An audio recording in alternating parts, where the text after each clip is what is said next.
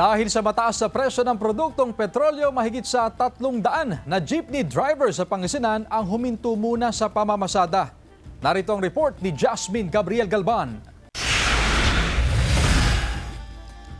Sa loob ng mahigit 2 linggong tuloy-tuloy na pagtaas sa presyo ng produktong petrolyo, pansamantala nang tumigil sa pamamasada ang mahigit 300 jeepney driver sa Pangasinan.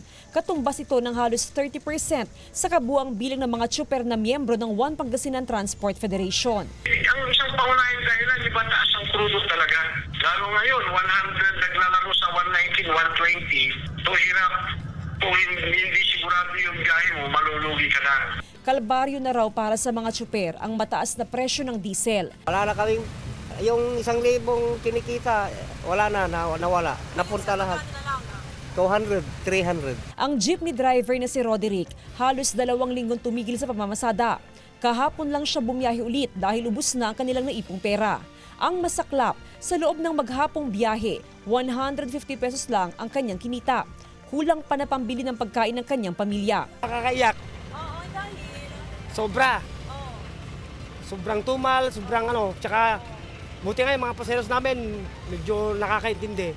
Hanggang ngayon, wala pa rin natatanggap na fuel subsidy ang mga tsuper sa Pangasinan. March 17, 2026 nang maisumiti ng mga transport sector ang listahan ng mga driver at operator na kwalipikadong makatanggap ng fuel subsidy.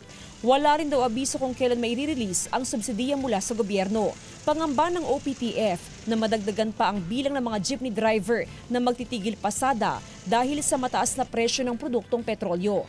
Bukas, panibagong oil price hike ang ipatutupad ng mga kumpanya ng langis. Inaasahang tataas ng 5 piso hanggang 11 piso ang kada litro ng diesel ayon sa industry sources.